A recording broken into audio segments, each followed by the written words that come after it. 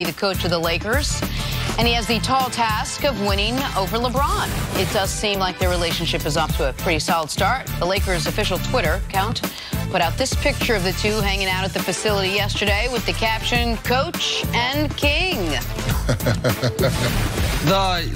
And yesterday, Lakers hired Lionel Hollins. They add more veteran coaches to their staff. Oh, yeah, that's good. Let's throw him to the mix. We got 3 head coaches now on the coaching staff. Nice hot pink shorts there, LeBron. Frank, I still got faith in my man, Frank. Kentucky, that's my guy, Kentucky. I got to have faith in him. If they would have It's hired unfortunate him, they got 2 head coaches behind them. It might not work. Right. If they would have hired your guy just after a real search, just he's then part you'd be of it. okay with it. Yeah, I would have been okay because I like his basketball. Right. Yeah. Yes. But he didn't like that he was your 15th choice. You never really, when it's your last choice. Well, you gotta get in when you can, Jenna. You never know you can get that job. I tell you, I can be the head coach of the King and put that on my resume. I'm gonna take my chance. That was very funny. All right, we're talking Game 3 of the NBA Finals. We'll explain that one later.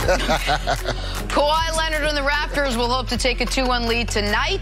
Reports of Kawhi dealing with a knee injury have surfaced recently, especially since his shooting is shade above 38%. But Kawhi was quick to dismiss the noise, saying there are no excuses. 100%. I'm on the floor. I mean, there's no excuses. Everybody knows everyone's banged or bruised up at this moment. I mean, pretty much you heard it before. Coming in the season wasn't, feeling healthy. Still was, trying to get back to my old self. I mean, they seen that, they felt that, seen pictures of, of my body, and we pretty much just laid out the schedule and went from there. Just pretty much, like I said, laid out the schedule, win game by game, see that things get worse or get better, and then just try to keep attacking each day. All right, Antoine, what's it going to be like for Kawhi now? What's he going to have to do to get the win over the Warriors? He's going to have to be aggressive, I think, early in this game. I think tonight he has to come out with an aggressive mindset because Golden State, you want to withstand their runs. You figure they're going to come out the first 6 minutes with a lot of energy, a lot of pace. Kawhi is the one guy that can calm that down. I think he has to be aggressive, but then get back to doing what he's done in this series, is being a willing passer and make sure his guys get involved. But I think the superstars, and Michael was great at this, LeBron, Kobe, at picking their spots and when they need to be aggressive. I think that's what Kawhi's going to have to do consistently throughout this game, is pick his spots and not let his team get down, regardless of who's on the floor.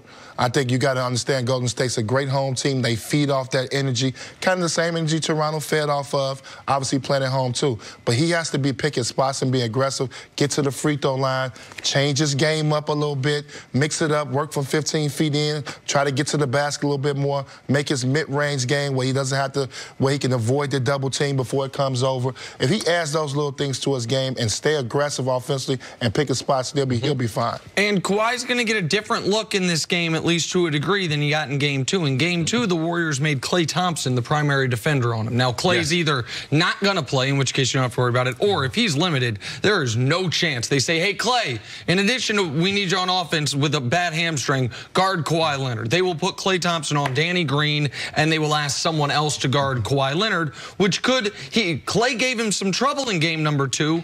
I would think Draymond or Iggy would be the tougher matchup because they're a little longer. They're certainly a little stronger than Klay. But the other thing that happened in Game 2 was the Raptors weren't running ISOs for Kawhi Leonard. Zach Lowe pointed this out. He only had 7 ISOs in Game 2. That's the second fewest of the entire postseason. What you've said they need to get to, the post-ups. They only ran 4 post-ups for him in Game number 2. And so for Kawhi Leonard, if Klay is out, this is going to be about, you mentioned LeBron or Michael or Kobe, controlling the game.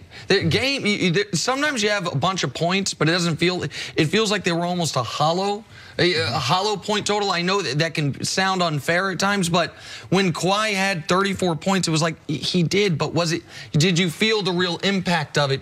Controlling the game, because the Raptors should be in very strong position, even though they're on the road, and the Warriors have never lost a home playoff game in the finals since Kevin Durant's been on the team. But I think a lot of the ways you're going to utilize Kawhi Leonard have to be a little differently than in Game 2, particularly down the stretch of Game 2, where he was 1 of 6 in the fourth quarter. I have to slightly disagree with you as far as the isolation.